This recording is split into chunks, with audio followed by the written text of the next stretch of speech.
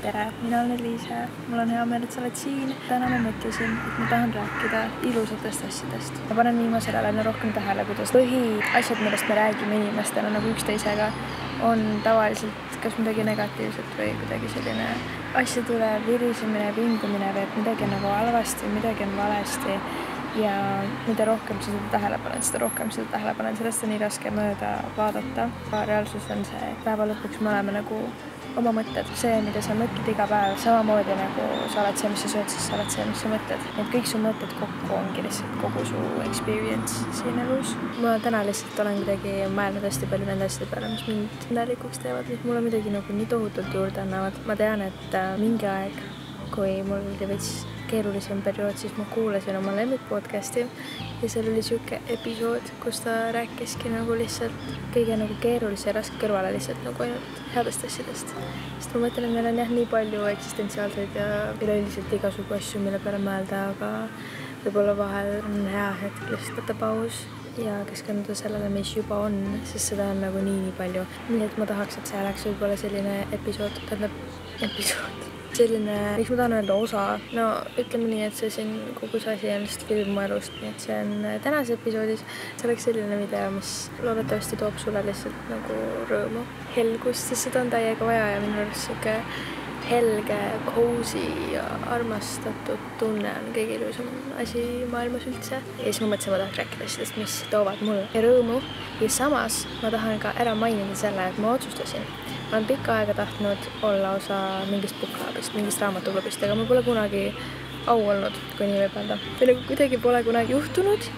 Ja siis ma olin mingi tead mis. Ma otsustasin, ma teen ise oma väikse raamatuklubi, mis saab olema sellest, et ma teen igasse videosse segmendi, kus ma räägin nendest raamatutest, mida ma praegu loen või olen just lõpetanud. Võib-olla me saame nende üle arutada. Ja kui sa märkad, et meil on enam-vähem samasugune maitse, siis sa saad mulle soovitada raamatuid ja siis see oleks äge ja võib-olla saad ise ka siin mingid ideid, et mida lugeda. Ja vaat, kui hästi need kaks asja kokku lähevad, sest et juhtumisi üks asi, mis mind praegu hullult õnnelikuks teeb, on üks raamat, mida ma loen ja selle raamatu nimi on Le Rhino. Tegelikult ma ei tea, kuidas seda hääldama peaks, sest nagu eestikeelselt või prantsuspäraselt ühesõnaga ma ütlen Le Rhino.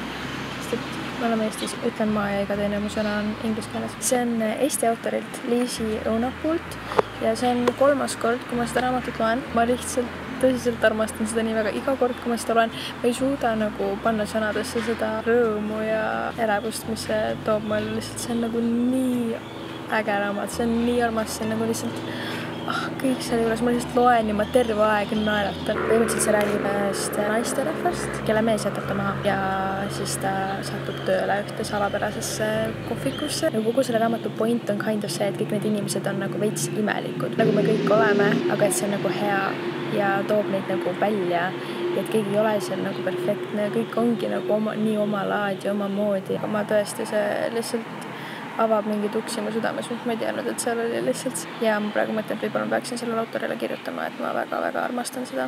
Minu arust kõik raamatud, millel nagu põhilokatsioon on mingi kohvik või midagi, lihtsalt super, sest miskipärast nagu kohviku vibes on minu jaoks nagu super cozy. Ja teine raamat, mis ma praegu loen, selle nimi on, ma näitasin seda tegelikult eelmises videos ka, on Remarkably Bright Creatures.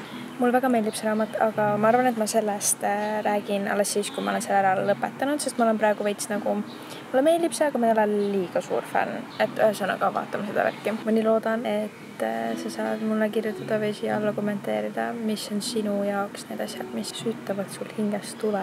Ma ei oska seda eesti keeles paremini väljendada. Kui ma tunnen seda tõelist nagu fulfillmenti. Ma olen sellest aru saanud, et tegelikult see on ju lihtsalt emotsioon. Jah, emotsioon tekib vahel mingite hetkede pärast, aga kuna see on lihtsalt emotsioon, siis see on tegelikult kogu aeg mulle kätte saada või tegelikult see nagu iga emotsioon on olemas, mitte ainult siis, kui sa päriselt mingit asja koged, vaid see on tegelikult kogu aeg olemas. Seda rahu ja sügavat armastust õnnestuse ja nagu fulfillment tunnet on võimalik kogu aeg tunda. Ma olen aru saanud, et selle tunde tekkimiseks on vaja esiteks istuda natukene oma valus, kui on midagi kehas, mis on nagu ees või nagu mis on nagu plokk või nii-öelda nagu sul on toru ja siis seal on mingi kivi ees, siis see vesi ei saa sealt mööda minna, enne on vaja see kivi ära saada ja siis vesi saab liikuma. Kui sa lased endal nagu igavust tunda, siis su keha harjubki natukene ära, et ei saa kogu aeg mingit dopamiini ja serotoniini peale, kõik rahuneb maha ja siis sa saad tulla alles selle kõigega siin nagu samale lainele ja hakata nägema neid imeilusaid asju. Praegu on kolmapäeva õhtu ja nii palju inimesi on väljas ja kõik jalutavad siin pargis ringi, siin oli nii armas taks ja siin oli mingi lapsed, kes mängisid. Ma olen hakanud nii palju rohkem laste mängimist ja nagu laste olekut nagu hindama ja nagu jälgima ja kui nagu ilus ja mänguline see on nii nagu kuhu see kadus ja kuidas ma saaksin sealt nagu inspiratsiooni võtta ja rohkem seda oma ellu kuidagi integreerida. Ma armastan seda, kui ma näen mingeid lapsi või lastid koos vanematega, kes innustavad seda mängulisust ja uudishimu, mis neil nagu maailma vastu on. Üleüldiselt minu arust on üks ilusaid asju on see, kui sa märkad midagi ilusat, mis on nagu väljaspool sind, kas midagi teine teeb või üldse ja siis sa paned seda tähele ja siis teed päris efforti, et see nagu enda ellu tuua. Minu jaoks oli üks hästi ilus hetk, kus ma olin tööl üks päev ja me hakkasime lõunapausi ajal rääkima sellest, et kui me võidaks 30 miljonit. Kõik rääkisid nagu, mis nad sellega teeks ja väga ägedad asjad olid. Ja siis ma hakkasin mõtlema, mis ma ise sellega teeks. Olin üsna vaikselt ja siis mu käest küsiti, et et mis sa teeksid oma 30 miljoniga. Ja siis ma hakkasin mõtlema ja nagu see summa võib-olla ma lihtsalt ei taju sellest suurust, aga see ei ajanud mind väga nagu pöördesse, sest et ma mõtlesin selle peale, et ja ma saaks igasugu asju osta ja igasugu asju teha, aga mu kõige suurem source of happiness on lihtsalt see, kui mul on nagu mu tee ja mu snack ja mu mingi mõnus soetekk õhtu ja ma tean, et mul on vaba õhtu, et mul ei ole nagu midagi teha. Väikesed tulukesed põlevad ja ma saan lihtsalt lugeda. Ja see on nagu kõige ilusam asi maailmas. Ja mul on sellele tegelikult kogu aeg juurdepääs sellele hetkele. Sellepärast see rahasumma ei tekitanud siis mingit suurt elevust, sest et ma olin nagu, ma saan selle igast asju osta, aga mu kõige suuremad õnnehetked tegelikult on juba praegu siin. Mul ei ole selleks mitte midagi rohkem vaja. Olla inimestega koos, keda ma nii hullult armastan. Ja mida rohkem ma olen nagu oma närvisüsteemi tervendamisega tegelenud ja oma triggeritega tegelenud, seda kergemaks elu muutub kogu aeg. Ja see on nii ilus protsess ja see on nii ilus olek, kus olla, nii ilus laine, mille peal surfata ja ma näen elu täiesti teistmoodi. Okei, ma panin kokku väikese listi asjadest, mis toovad mulle lihtsalt hullult palju rõõmu. Ma ei kavatse neid seletada, ma kavatsen lihtsalt selle listi ette lugeda. Asjad, mida ma armastan. Kohvi 2 peale võtmine. Päikese käes magav kass. Nii hea koht raamatus, et sa pead korraks raamatu käest ära panema, sest see tekitab nii tugev emotsiooni, et sa ei saa kohe edasi lugeda või muidu sa lihtsalt plahvatad. Heartland ehk mu lemmiksari. Rahu ja selgustunne peale nutmist.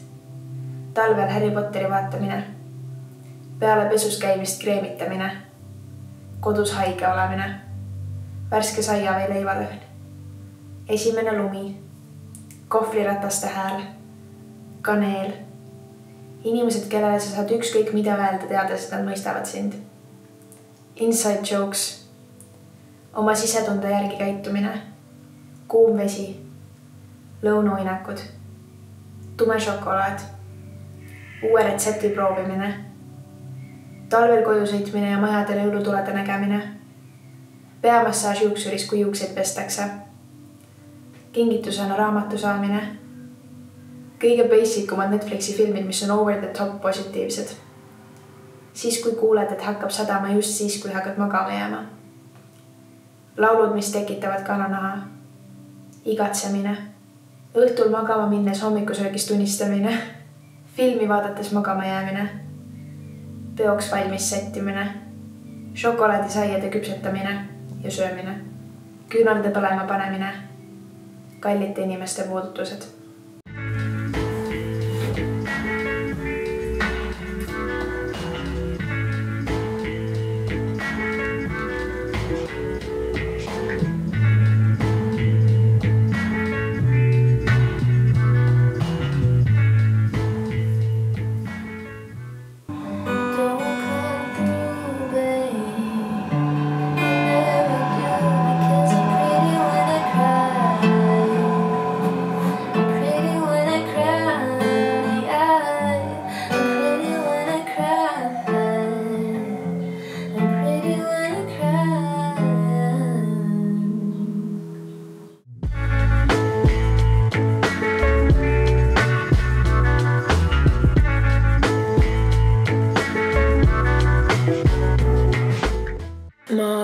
küsisin veel oma sõprade käest ja ma küsisin ka Instagramis inimeste käest asju, mis on need väikesed oddly specific asjad, mis neile rõõmu toovad. Nii et ma tahtsin osa neist ette lugeda. Lõhn peale vihma. Jutuajamised sellest, mis eelmine õhtu juhtus. Kohvilõhn. Puhtad voodilinad. Vaarika gaseeritud vesi. Aasta lõpus enda reflekteerimine. Voore. Krevetid. Lapse siiras naer. See tunne, kui astud lennukist välja ja tunned sooja välismaa õhku. Lõkke praksumine. Hommikul vara ujumas käimine. Pärast pikka päeva klaasike külma valget veini. Kui tramm on täpselt nii kaugel, et jõuad selle peale jalutades, mitte joostes. Kui paned liked songs Spotify's shuffle'i peale ja sealt tuleb täpselt sobiv laul praeguseks tujuks. Okei, see on väga hea. Inimestega suhtlemisel selle asja leidmine, mis paneb neil silmad särama. Igasugused pollid ja küsimused teistes stoorides. Kui näen, et vanavanemad mängivad enda lastega pargis või rannas. See on nii armas kõik.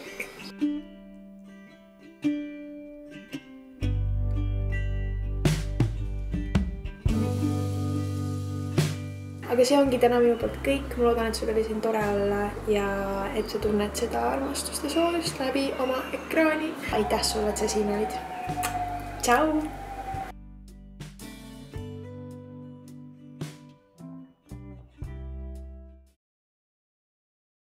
I hope you take her out for dinner and walk her home. Ask her if her hands might be getting cold. And just before she's about to walk inside, I hope you kiss her for the very first time. I hope you meet up with your friends, too excited to speak. You tell them all the way she makes your knees get weak, and they say she's too good for you. And I hope that you know that it's true. I was the love of your life for a limited time. Oh, I hope that you learn and that you can give her more than your goodbyes. I swear I'm not thinking of you in between her sheets. But if you stay